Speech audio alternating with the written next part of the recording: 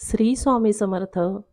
मोक्षदा एकादशी हमारे इस साल की आखिरी एकादशी है। अपने हिंदू पंचांग के अनुसार अगर देखा जाए तो मोक्ष एकादशी शुक्ल एकादशी को आती है और इस दिन को मोक्ष प्राप्ति का भी दिन कहा जाता है। और इसी दिन भगवान श्री कृष्ण ने अर्जुन को गीता का ज्ञान दिया था। इस दिन अगर हम पूजा उपासना अगर करते हैं तो उस व्यक्ति को मोक्ष की प्राप्ति होती है और ये संभव है। इस दिन का फल अनंत गुना मात्रा में प्राप्त होता है। तो यही छोटी सी स्टोरी मैं आप सभी के लिए लेके आई हूँ।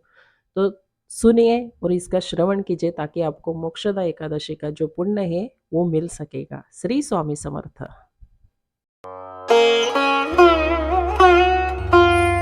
नमस्कार दोस्तों, आज हम आपको गीता जयंती के विशेष अवसर पर मोक्षदा एकादशी की कथा का श्रवण कराते हैं। एक समय की बात है जब भगवान श्री कृष्ण से युधिष्ठिर महाराज ने पूछा, हे मधुसूदन, मार्गशीर्ष मास के शुक्ल पक्ष में कौन सी एकादशी आती है और इसका क्या महत्व है।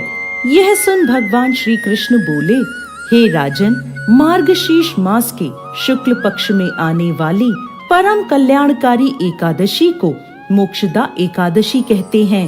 इस दिन भगवान दामोदर के विग्रह की तुलसी पत्र से पूजा की जानी चाहिए।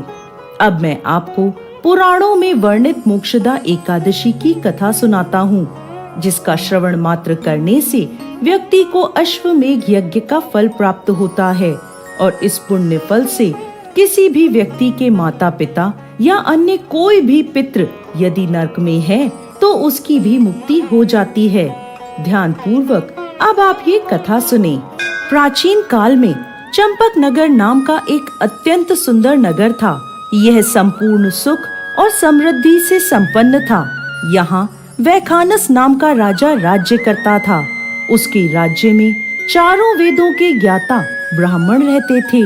यह राजा अपनी प्रजा का पुत्रवत पालन करता था। एक बार रात्रि में राजा ने एक स्वप्न देखा कि उसके पिता नरक में हैं। उसे बड़ा आश्चर्य हुआ। प्रातः काल वो विद्वान ब्राह्मणों के पास गया और अपना स्वप्न सुनाने लगा और बोला, हे ब्राह्मण, मैंने अपने पिता को नरक में कष्ट उठाते देखा है। उन्होंने मुझसे कहा कि हे पुत्र, मैं नरक में पड़ा हूँ, यहाँ से तुम मुझे मुक्त कराओ। जब से मैंने यह वचन सुने हैं तब से मैं बहुत बेचैन हूँ। चित्त में बड़ी अशांति हो रही है। मुझे इस राज्य, धन, पुत्र, स्त्री, हाथी, घोड़े आदि में कुछ भी सुख प्राप्त नहीं हो रहा। मैं क्या करूँ? हे ब्राह्मण देवताओं, इस दुख के कारण मेरा सारा शरीर जल रहा है। अब आप कृपा करके कोई तप, दान, व्रत आदि ऐसा उपाय बताइए जिससे मेरे पिता को मुक्ति मिल जाए। ऐसे पुत्र का जीवन व्यर्थ है जो अपने माता पिता का उद्धार ना करा सके। एक उत्तम पुत्र जो अपने माता पिता तथा पूर्वजों का उद्धार कराता है वो 1000 मूर्ख पुत्रों से अच्छा है। जैसे एक चंद्रमा सारे जगत में प्रकाश कर देता है परंतु हजारों तारे नहीं कर सकते। राजा की यह बात सुनकर ब्राह्मण बोले, हे राजन, यहाँ पास ही भूत, भविष्य और वर्तमान के ज्ञाता पर्वत ऋषि का आश्रम है। आपकी समस्या का हल वो जरूर करेंगे। यह सुनकर राजा मुनि के आश्रम पर गया। उस आश्रम में अनेक शांतचित्त योगी और मुनि तपस्या कर रहे थे। उसी जगह पर्वत मुनि बैठे थे। राजा ने मुनि को प्रणाम किया। मुनि ने राजा से कुशल क्षेम के समाचार लिए। आगे राजा ने कहा, महाराज, आपकी कृपा से मेरे राज्य में सब कुशल मंगल है, लेकिन अकस्मात मेरा चित्त अत्यंत अशांत होने लगा है। ऐसा सुनकर पर्वत मुनि ने आंखें बंद की और भूत विचरने लगे। फिर वह बोले, हे राजन, मैंने योग के बल से तुम्हारे पिता के कुकर्मों को जान लिया है।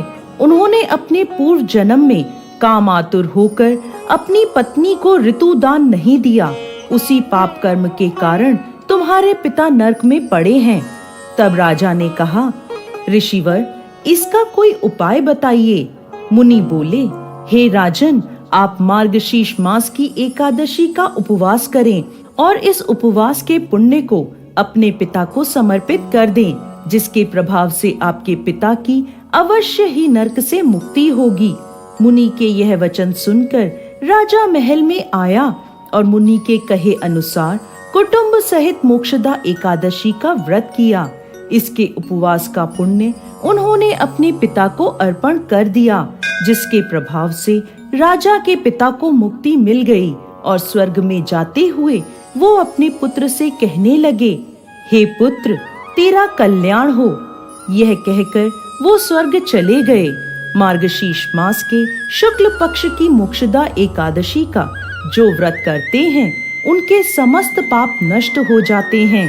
इस कथा को पढ़ने या सुनने से वाजपेयी यज्ञ का फल मिलता है। यह व्रत चिंतामणि के समान सब कामनाएं पूर्ण करने वाला तथा मोक्ष देने वाला है। गीता के महात्म्य में शंकराचार्य जी ने बताया है, यदि कोई व्यक्ति एक ही ईश्वर की पूजा करना चाहे तो वह देव की पुत्र श्री कृष्ण की करे, और यदि कोई व्यक्ति एक ही ग्रंथ पढ़ना चाहे तो वह श्री कृष्ण की भगवत गीता को पढ़ सकता है। जिस दिन यह भगवत गीता सुनाई गई थी वह दिन था मोक्षदा एकादशी का। इस दिन भगवान श्री कृष्ण ने अर्जुन को भगवत गीता का उपदेश प्रदान किया था। इस एकादशी के दिन को गीता जयंती के नाम से भी जाना जाता है। इस दिन का विशेष महत्व यह है कि इस दिन भगवत गीता ग्रंथ और संदेश का दान अधिक से अधिक लोगों को करना चाहिए। जय श्री हरि विष्णु। श्री स्वामी समर्थ। आप सभी को मैं उम्मीद करती हूँ कि आप सबको ये स्टोरी बहुत अच्छी लगी होगी।